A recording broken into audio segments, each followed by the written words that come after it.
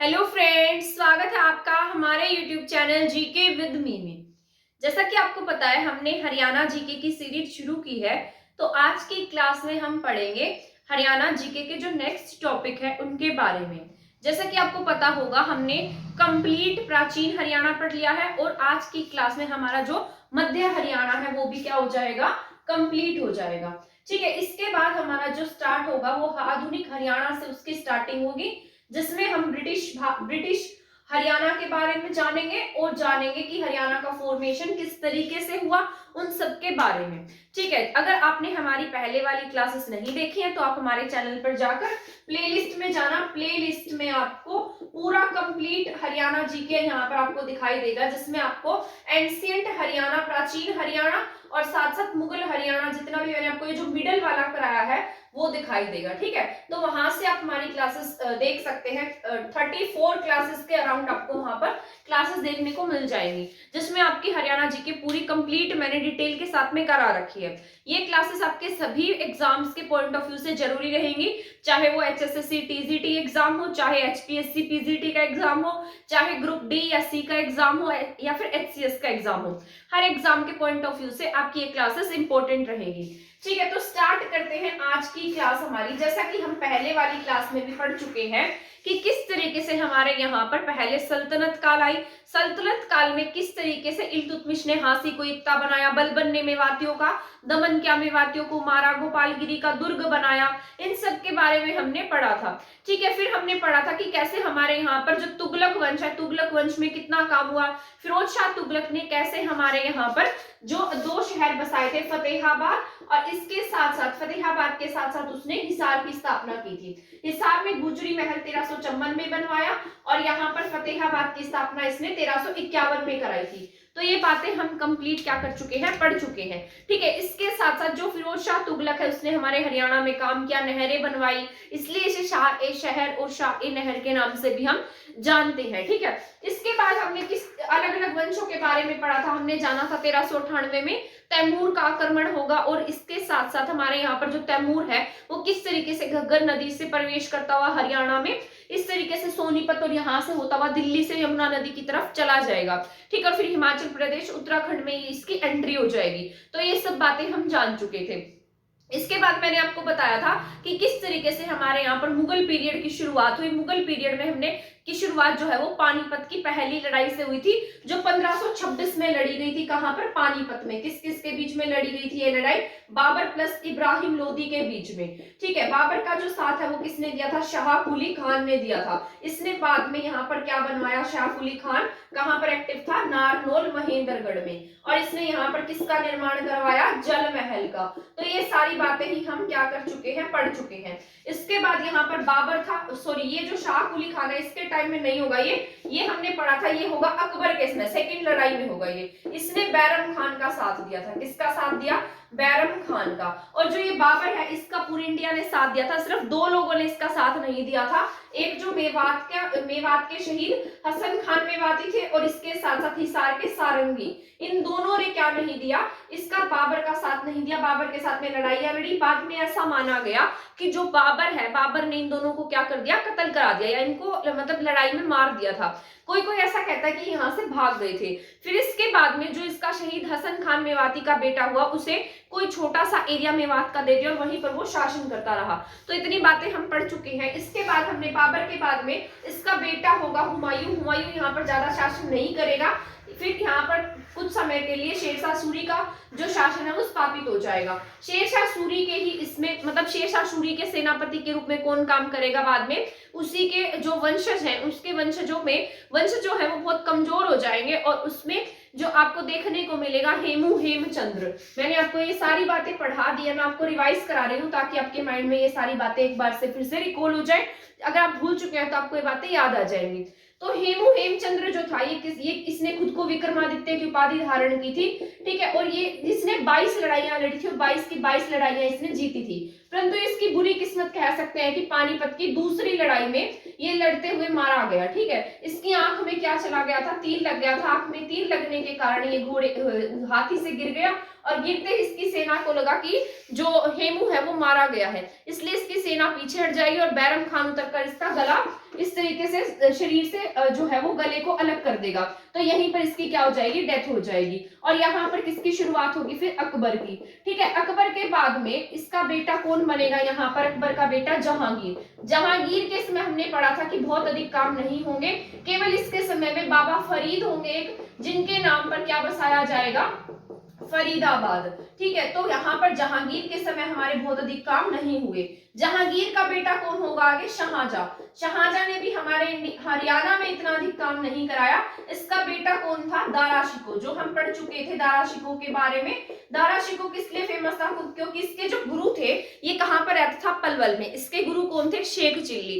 इसने शेख चिल्ली का मकबरा कहाँ बनाया, हमारे हरियाणा के थानेसर में। तो ये बातें हम जान चुके हैं दारा शिकोह से। दारा शिकोह के बाद हमारे यहाँ पर औरंगजेब एक्टिव हुआ, और औरंगजेब ने बहुत अधिक काम यहाँ पर, मतलब इतना खौफ था उसका कि यहाँ पर पहले तो शुरुआती दौर में तो उसके खिलाफ आंदोलन देखने को मिले, विद्रोह देखने को मिले, लेकिन बाद में उसके खिलाफ 1672 में जब सतनामी विद्रोह हुआ था, तो सतनामियों के विद्रोह के बाद हमारे यहाँ पर कोई विद्रोह उसके खिलाफ देखने को नहीं मिला। आपको मैंने बताया था कि 1669 और 1672 में दो बड़े विद्रोह देखने को मिले, इसे नाम दिया गया सतनामी विद्रोह। ये पूरा कंप्लीट स्टोरी की फॉर्म में मैंने आपको पढ़ा दिया था। अगर आपको देखना है तो शायद आपको 32 या 33 वाली क्लास में ये टॉपिक आपको देखने को मिल जाएगा। ठीक है, 1669 में यहाँ पर गोकुला जाट का विद्रोह हुआ था।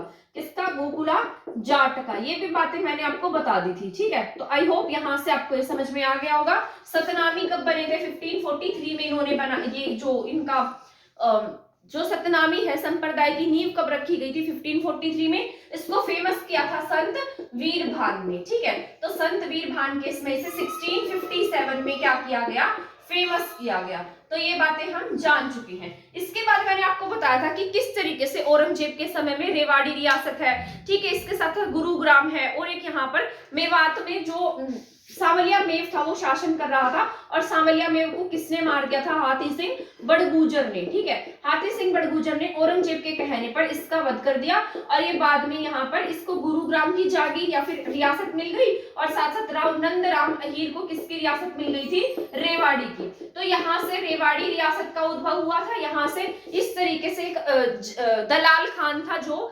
फर्रुखसियर का क्या था, फेवरेट था, तो फर्रुखसियर के नाम पर उसने गुरुग्राम में फर्रुख नगर की स्थापना की थी।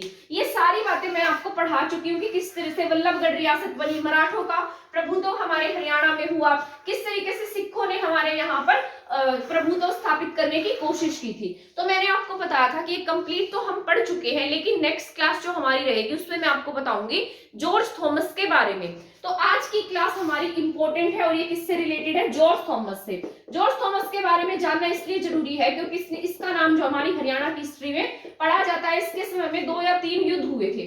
ठीक है, और ये हमारे हरियाणा में कुछ समय तक के लिए क्या रहा था, एक्टिव रहा था, और इसने अपने क्या चलाए, सिक्के चलाए थे, इसीलिए इसके बारे में जानना जरूरी है। मैं बताती हूँ आपको, जो जॉर्ज थॉमस था ना, इसका जो जन्म है वो बहुत ही ज्यादा, जॉर्ज थॉमस के बारे में मैं आपको बताती हूँ कि जो जॉर्ज थॉमस था, इसका जो जन्म है वो बहुत ही गरीब परिवार में हुआ था। इतना गरीब था कि इसको एक टाइम खाने के लिए खाना भी पर्याप्त रूप से नहीं मिलता था। ठीक है, जब इसका जन्म हुआ, इसका जन्म जो है वो आयरलैंड में हुआ था। कहाँ पर पैदा हुआ था ये, आयरलैंड में, और इसका जन्म कब हुआ है, 1757 में इसका जन्म हुआ। ठीक है, तो इसका ये जो आयरलैंड में पैदा हुआ, वहां पर इतनी भूखमरी और गरीबी थी कि इसको खाने से क्या, खाने के लिए, मतलब इतनी गरीबी थी इनके परिवार में, इसको खाने के लिए अच्छे से भोजन भी नहीं मिलता था। जब ये 24 या 25 साल का था, तब इसने क्या करना शुरू कर दिया, अपने वहीं पर मजदूरी करना स्टार्ट कर दिया, ताकि इसको कुछ समय का क्या मिल सके, खाना मिल सके। लेकिन एक दिन बैठे बैठे इसके दिमाग में आया, और इसने क्या किया, जिस तरीके से पहले जो शिप्स जो थे वो वाटर एरिया से क्या जाते थे, जहाज जाया करते थे, और इसने क्या किया, जहाज में बैठकर ये अपने कहां पर आ गया, मतलब चुपके से किसी जहाज में बैठा, और जहाज में बैठकर जब वो जहाज इंडिया की कोस्ट पर उतरा, तो ये कहां, कौन से कोस्ट पर उतरा था, मद्रास में। कहां उतरा ये, मद्रास के किनारे आकर उतरा। ठीक है, मद्रास से उतरकर ये कहां गया, जब ये इंडिया में आया, तो ये तो वैसे भी आयरलैंड का था, आपको पता है आयरलैंड के जो लोग हैं, मैं आपको बताती हूँ कि जो आयरलैंड है वो किसका हिस्सा है। आपने पढ़ा होगा, अगर आपने ज्योग्राफी पढ़ी है तो भी आपने जाना होगा कि जो आयरलैंड है, आयरलैंड ब्रिटेन का पार्ट है। किसका पार्ट है, ब्रिटेन यानी यूके का। ठीक है, तो जो यूके है, यूके में क्या क्या आता है, इंग्लैंड है तो, ठीक है, इंग्लैंड के साथ साथ यहाँ पर वेल्स है, वेल्स के साथ साथ इसमें स्कॉटलैंड आता है, स्कॉटलैंड के साथ साथ नॉर्थ पार्ट ऑफ आयरलैंड, पूरा आयरलैंड नहीं है, सिर्फ उत्तरी भाग है आयरलैंड का, ठीक है। तो अब ये क्या है, ये एक ही यूके के पार्ट है। जब ये यूके के पार्ट है तो इनकी लैंग्वेज भी मिलती जुलती है, इनका कल्चर भी मिलता जुलता है, तो इनको ये अपने जैसा लगेगा, है ना। पर जब ये जॉर्ज थॉमस इंडिया में आएगा तो इसको हमारी भाषा तो समझ में नहीं आएगी, तो ये कहां पर चला जाएगा, BEIC की कंपनी के साथ में मिल जाएगा। तो इस तरीके से जब ये मद्रास के तट पर उतरा था तब ये किसमें शामिल हो गया, यहाँ पर नेवी में। किसमें शामिल होगा, ये नेवी में शामिल हो जाएगा, ठीक है। तो सबसे पहले जो आयरलैंड से ये जो जॉर्ज थॉमस है, जॉर्ज थॉमस जब आयरलैंड से आएगा तो मद्रास के तट पर उतरेगा, मद्रास के तट पर उतरने के बाद में ये नेवी में शामिल हो जाएगा, ठीक है। BEIC की सेना थी और यहाँ पर हमारे ब्रिटिशर्स का ही राज था उस समय, तो ये नेवी में शामिल होगा। लेकिन नेवी में कुछ गड़बड़ कर देगा, जिसके 1 साल बाद ही, कितने साल बाद, 1 साल तक यहाँ पर काम करेगा, 1 साल के बाद इसको यहाँ से निकाल दिया जाएगा। अब यहाँ से ये निकल जाएगा नेवी से, जब ये निकलेगा, जब ये यहाँ पर आया, इंडिया में आया, तो इसकी आयु कितनी थी, 25 साल का था। तो 25 साल की एज में यहाँ पर आएगा और ये जब 30 साल का हो जाएगा, यानी कि यहाँ पर ये 3-4 साल धक्के खा जाएगा, मतलब एक तरीके से इसको यहाँ काम नहीं मिलेगा, घूमता रहेगा, फिरता रहेगा, तो इसको एक उपाय सूझेगा, ये क्या करेगा, यहाँ से उठकर ये कहाँ चला जाएगा, उत्तर भारत में, ठीक है। जब ये उत्तर भारत में जाएगा तो ये क्या देखेगा कि यहाँ पर क्या है,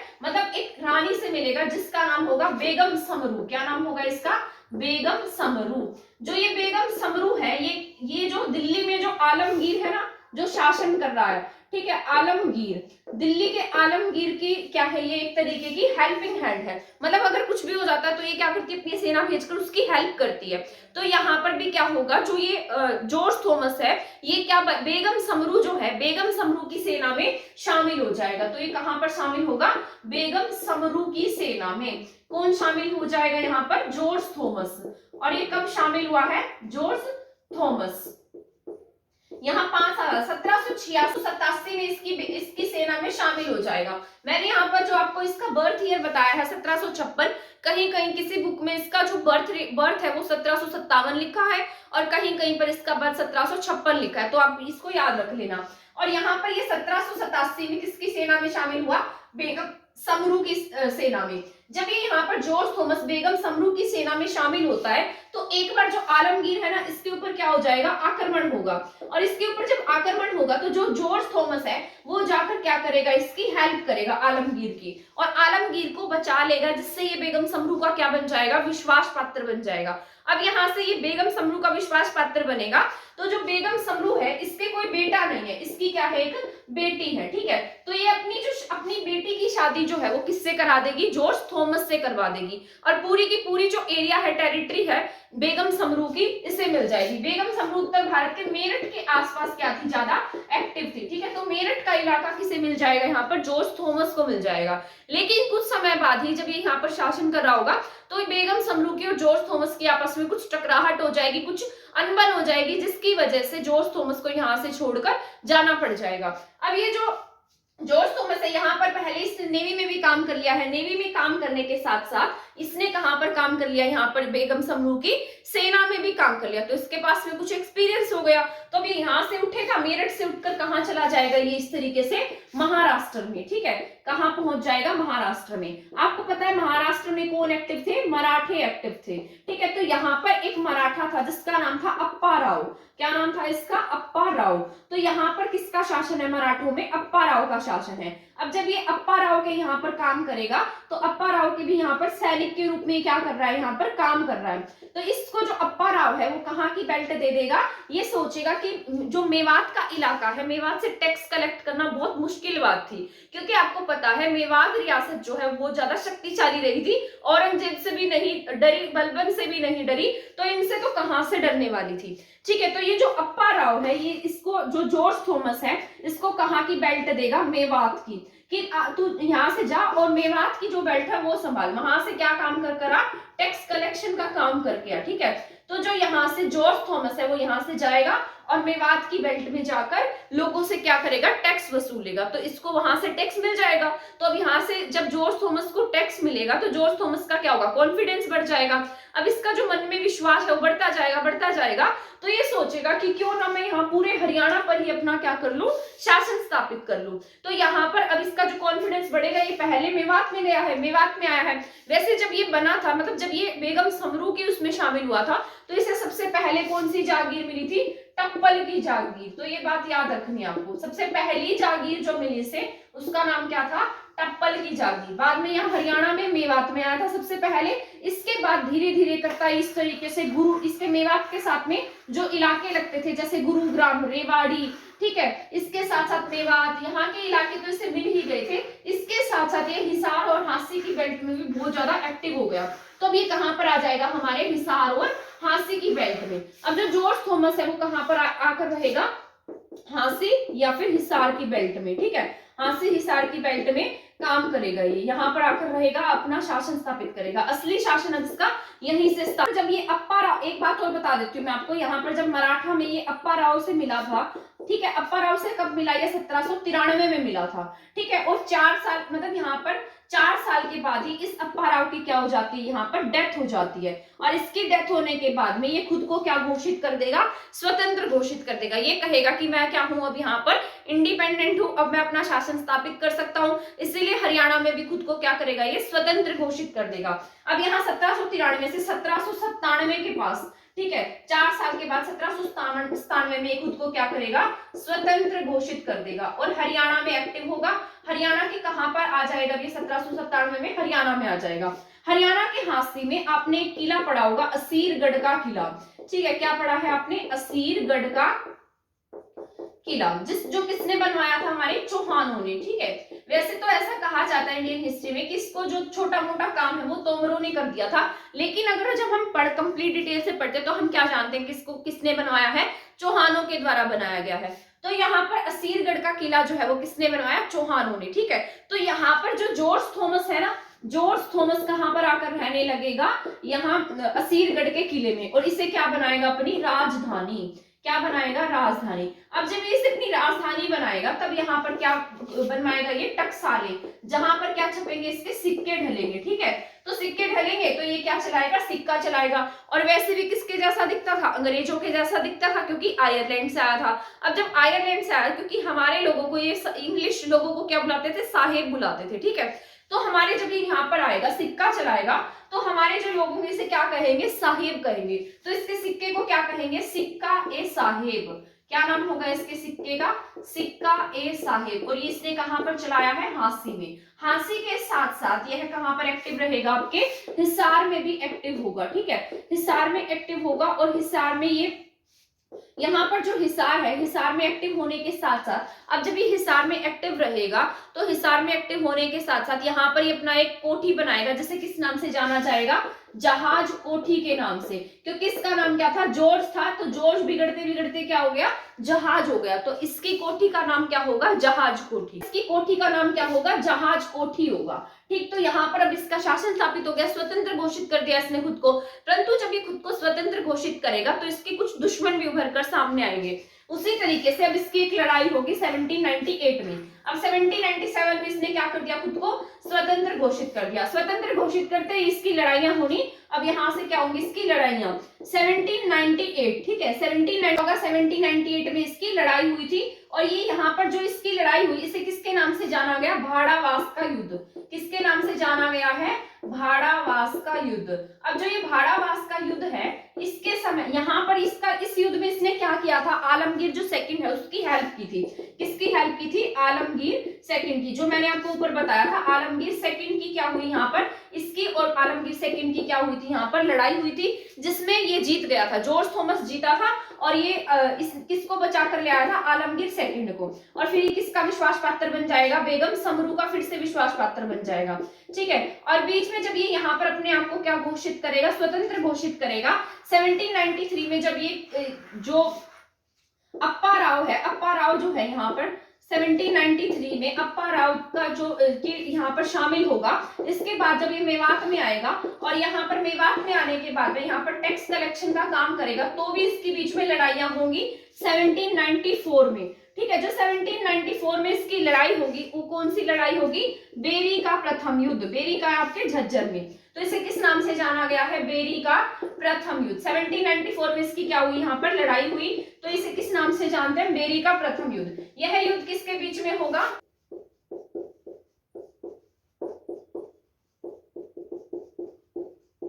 ठीक है, यहाँ पर जो है नारनौंद का युद्ध जो है ये 1799 में होगा। ये जो लड़ाई है इसकी सिखों के साथ में होगी। सिखों के साथ में किसकी लड़ाई होगी? जॉर्ज थॉमस की। किसकी लड़ाई हुई है यहाँ पर? जॉर्ज थॉमस की लड़ाई होगी। ठीक है, यहाँ पर भी ये जो जॉर्ज थॉमस है ये क्या करेगा? यहाँ पर जीत जाएगा और सिखों की यहाँ पर हार हो जाएगी।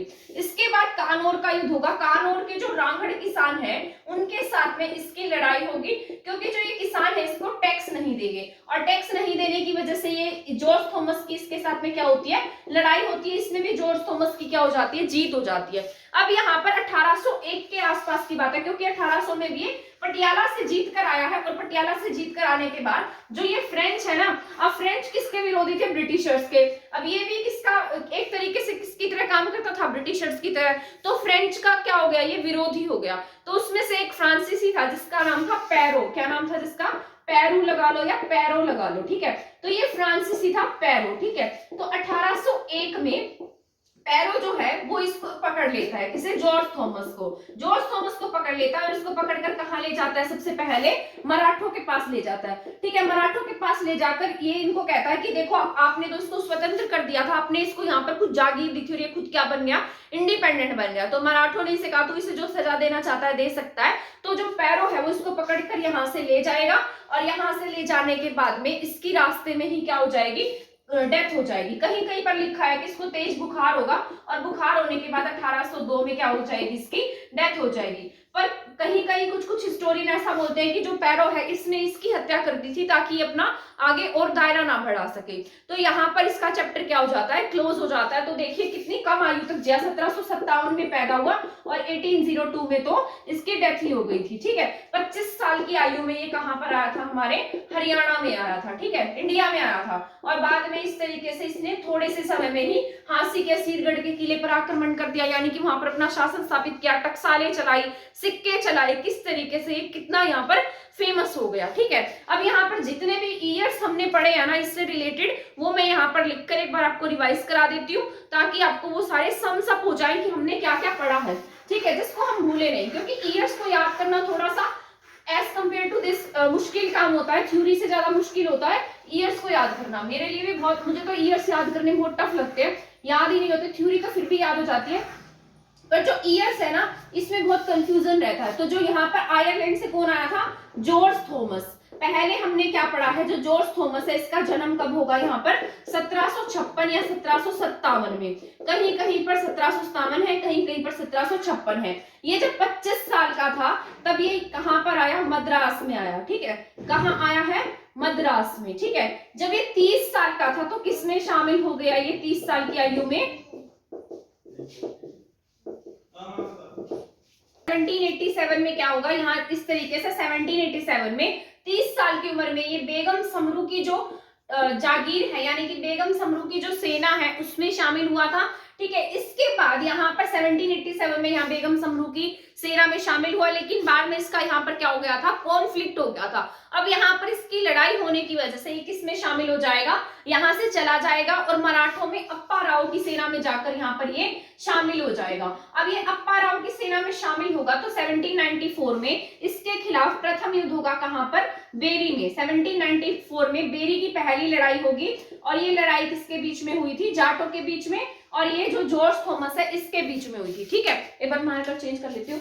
यहाँ पर इसके बाद 1794 में 1797 में जो अप्पा राव है, अप्पा राव की डेथ हो जाएगी और अप्पा राव की डेथ के बाद में खुद को क्या घोषित कर दिया कि क्या हूं मैं यहाँ पर बिल्कुल स्वतंत्र हूँ। ठीक है, तो यहाँ तक तो हम पढ़ चुके हैं। ये सारे ईयर्स मैंने आपको बता दिए। एक ईयर मैंने शायद आपको गलत बता दिया था, वो 1798 बता दिया था। तो यहाँ पर क्या आएगा? 17 89 होगा। ठीक है, उल्टा कर लेना इसको, क्योंकि पहले की बात है, तभी ये यहाँ से क्या बना था, बेगम समरू का विश्वास पात्र बना था। 89 में क्या बना है, बेगम समरू का विश्वास पात्र बना था, जिसकी वजह से इसने अपनी बेटी की शादी किससे करा दी थी, इसीलिए 1789 में इसने अपनी बेटी की शादी जॉर्ज थॉमस से कराई थी। 1787 में तो शामिल हुआ था, 1789 में इसने अपनी बेटी की शादी कराई, फिर ये यहाँ से चला गया। जाने के बाद 1793 में अप्पा राव की सेना में शामिल हुआ।